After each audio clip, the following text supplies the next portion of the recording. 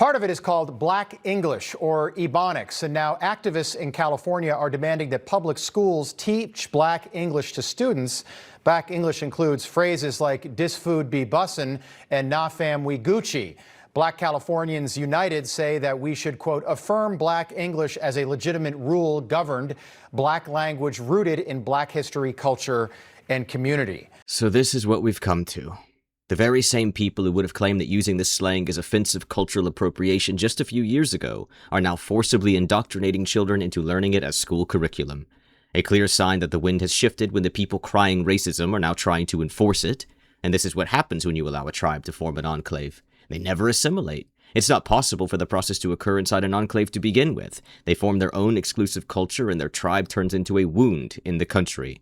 Some worse than others, but all of which are distinctly different from society proper. This is the end result of hundreds of years of assimilation through both complete slavery and total freedom. This is the result of a civil war, of religious familiarity, of foreign wars fought in solidarity, of negative music, of detrimental movies, of repetitive television, of drugs, of gangs, of hate-filled stories passed down to kids who don't even know what the Civil War was, of enclavization and the mindset it creates. A completely regressive mentality that does not simply want to be separately identified from white people, but also everyone else in the United States of America, or the English-speaking world for that matter, and this mentality, greed, cannot be sated by anything besides total domination. This is the end-all be-all proof that immigration unbound is catastrophic, even in this particular case, where the circumstances were brought about by slavery. Look, I'm not blaming them for being here, I'm just using it as an example.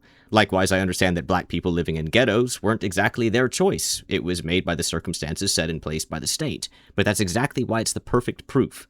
Enclavization is an inevitability when you have large groups of similar people seeking solidarity. I'm not pinning the blame on them entirely for this, it's only natural, and I blame plenty of it on white people, including in this instance where they are taking the sides of Ebonics. The problem isn't even wholly the enclave itself, depending on what comes out of it. Like I said, some are worse than others. Mormons might be weird, but if we're talking per capita, they aren't so bad. And in this case, we have Black supremacists trying to envenomate the minds of children by proclaiming their reimagined version of English is not only functional outside of a Black American enclave, but worthwhile for all children to be taught in school, despite their own politicians suddenly learning how to enunciate T's and R's as soon as they put on a suit. There's countless examples from Black isolationists to white liberals capitulating to them. Ever since that Trump had ended the investigations into civil rights investigations, police investigations, the craziness in this country has gotten worse. Our people have getting killed left and right. Carmela Anthony's case is just a tragedy. Excuse my language. But it is. So what are we gonna do to fix those harms? There should be no reason why I can't go to a cookout and enjoy myself amongst my people. I have more trauma from living here, coming back here, than I did when I was in Bahrain, Kuwait, Afghanistan. And that's the anxiety. That's what I was most worried about. I came back here because my family's here for my son so he can get to know them. But that was what am I going to be like now when I'm driving around? Am I going to get harassed by the police and state troopers? And it has got to stop. Thank you. Thank you for your question, and thank you for your service. This is unacceptable. I was proud to march in Dr. Opal Lee's Walk for Freedom in Fort Worth for Juneteenth. It was one of the most beautiful celebrations I've participated in the whole campaign. So many Texans showing up, black, white, and brown, all together, marching for justice, marching for progress, marching for freedom. It was a joyous, beautiful thing to see. And I'm so sorry that law enforcement felt the need to shut down a joyous festival for you in this community. It is unacceptable. And everyone pushing politics makes for a stark contrast between reality and fiction as they embarrass their inner Kang for the sake of votes. Or maybe they embarrass their good nature by mimicking hood speak. Is there anyone that finds it odd? Well, can we start here? I'm gonna start with the entire panel. Are the Proud Boys a white supremacist organization, yes or no? Y'all don't know what white privilege looks like, but I'm gonna show you a little bit of something. The freedom to learn and acknowledge true and full history. Path to the White House runs right through this state. And you all helped us win in 2020, and we're going to do it again in 2024. Yes, we will. Come on, man. Give me a little break here. This is where I come from. Well, I tell you what, I'm following the rules, man. I don't feel no ways tired. I come too far from where I started from. Nobody told me that the road would be easy. I'm proud to be a bartender. Ain't nothing wrong with that. There's nothing wrong with working retail, folding clothes for other people to buy. There is nothing wrong with preparing the food that your neighbors will eat. There is nothing wrong with driving the buses that take your family to work. Pain pickle. You know how this sort of thing goes. They act like totally different people when in a place of high position in our society, like when you treat your friend differently than your parents. They act, as some would say, white. I do not like to suggest that any degree of thoughtfulness is dependent upon skin color, but as it's a country founded by whites with a government created by whites, I think it's fair to say they are imitating the patterns instituted in this country by white people when in the White House, when it suits them. But the moment the White House becomes the hood, they degrade themselves. Were this only for votes, it would be embarrassing enough, but let's remember that black politicians openly admit that they seek power to better the lives of black people explicitly. Why wouldn't I speak to Black Chicago? Why wouldn't I? Black Chicago and black people in America have borne the brunt of the type of policies and the maneuvering and the humiliating tactics that are coming from the federal government right now. It's not a secret. Who is going to be mad at the fact that we have to prioritize spaces in the city that have been harmed the most? Everybody agrees with that. Now, and if you don't agree with that, then that's a prerogative that they'll get to own. But you know, we don't have to apologize for being concerned about the residents of this city who have borne the brunt of school closures. Think about unemployment in this city, where it is mostly concentrated. Think about violence, where it's mostly concentrated. It would be shameful if I were to repeat the sins of those who have been in this position before, because they did not speak enough to Black Chicago. It's why the conditions have worsened. And under my watch and under my administration, we're going to make those critical investments to ensure that every single person in the city of Chicago benefits from my administration. And we know that a rising tide will lift all boats. Not only is that racist and embarrassing, it's also affirming it as good culture, which is where I want to insist that it's not just the way you speak. The so-called Ebonics slang is not born from a strong mind, but of one barely capable of getting through its day-to-day life without drowning in a puddle of its own filth.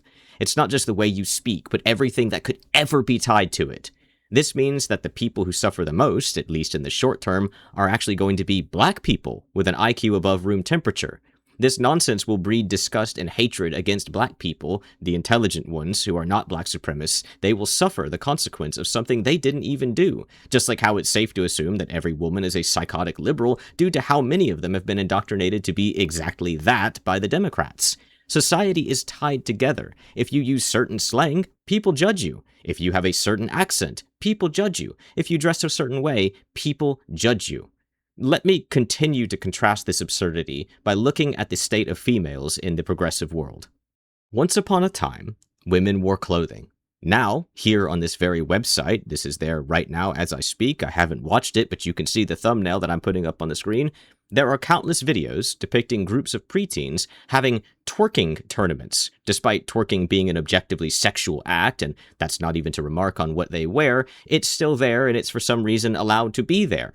The correlation is as clear as putting your hand on a hot stove, but our society does not pull away from the burner.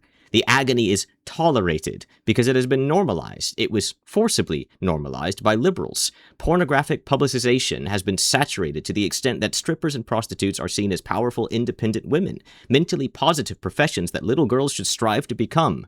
Few have the balls to so much as whimper about the state of this for fear of backlash, and the ones that do, they tend to rely on religion for their argument rather than the obvious. And the obvious is that a society which brainwashes females into being nothing but fat bait will suffer insurmountable consequences as a result.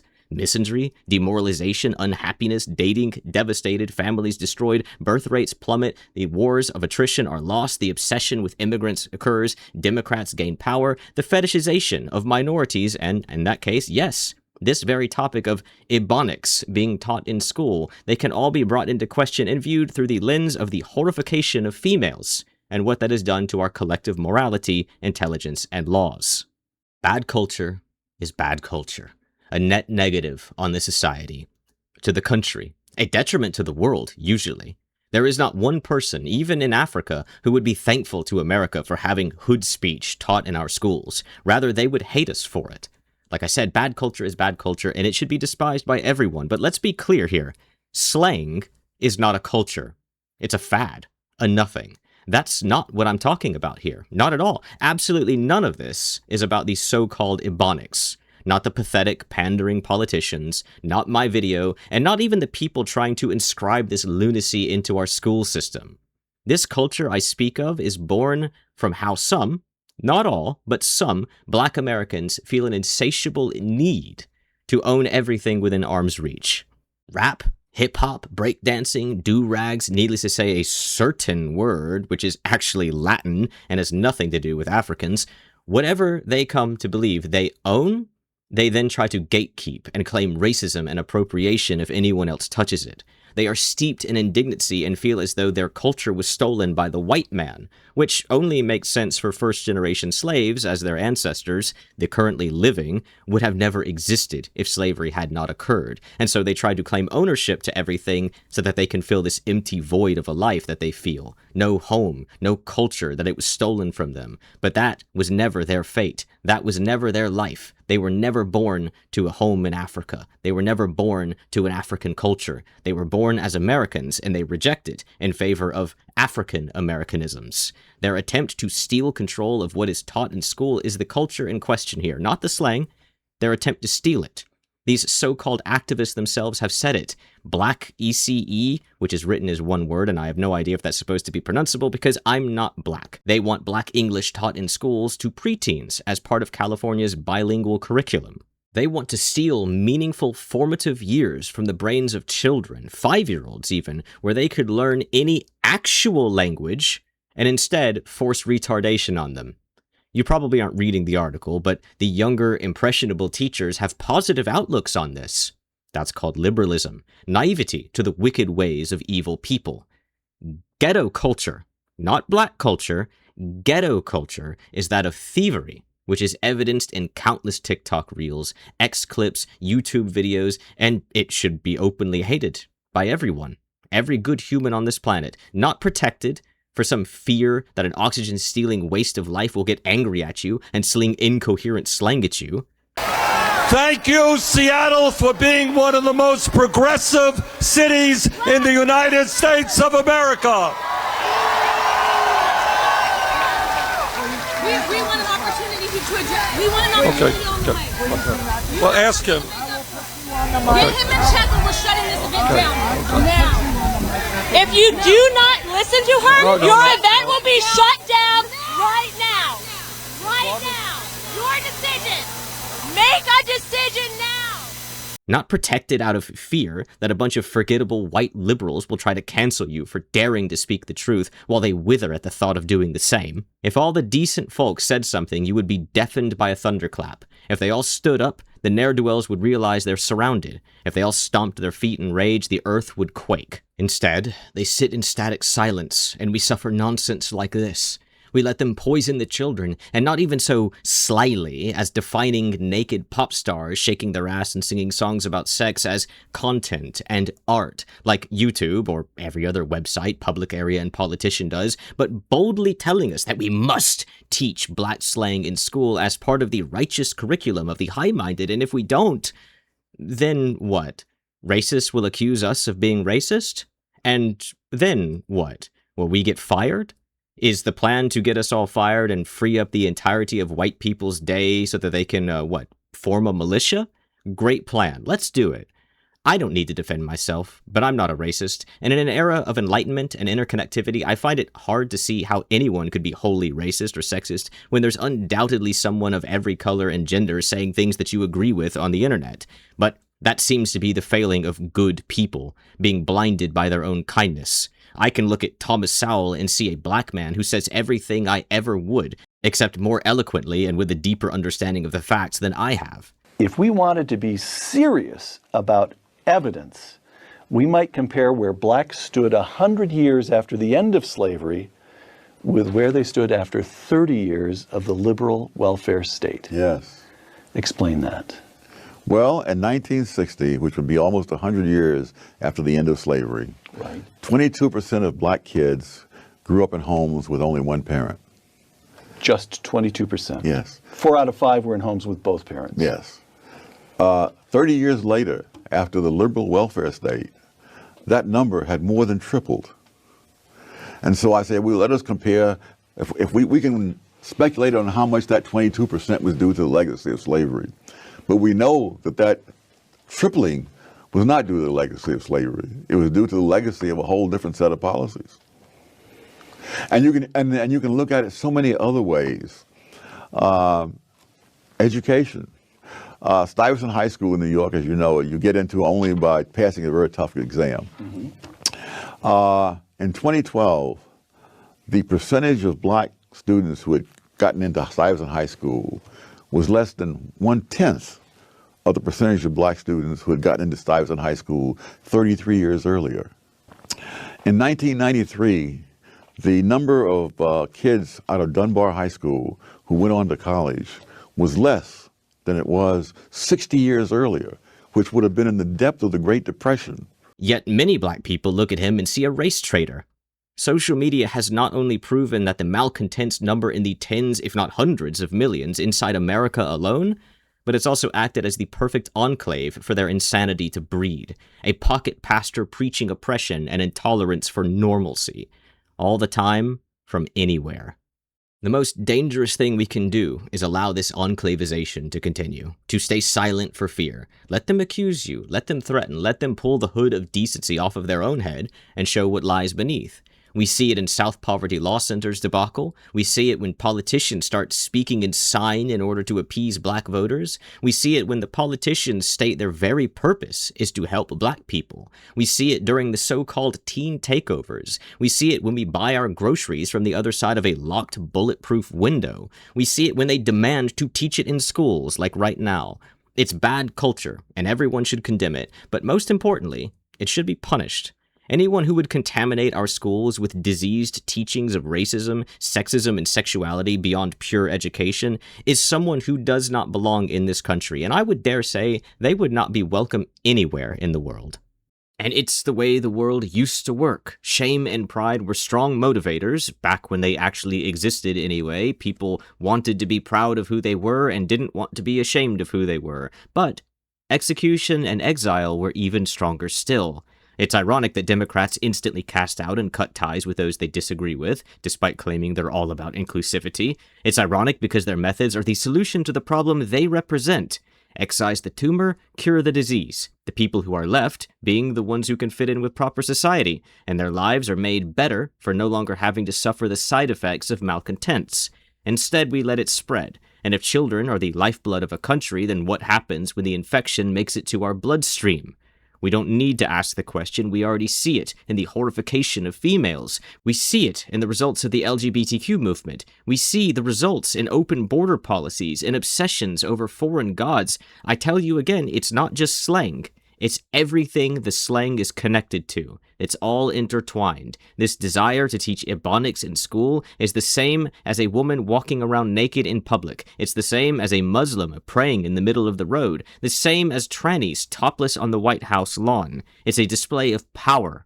Their power over what is good and right. Because normal people stay silent and sitting, and because the power mad, the virtue signalers, and the brainwashed act to empower evil and squelch goodness. Now thank you for watching, but please stand up and say something yourself. Also, if you enjoyed, please subscribe and do the usual YouTube things. Thanks. I mean, the truth of the matter is that American culture at this point, what is truly American, is black culture to a large degree. Flip on the television set. Look at Pulp Fiction. I mean, you can choose whatever examples you want. It's had a profound influence on this entire nation, and it has to be affirmed.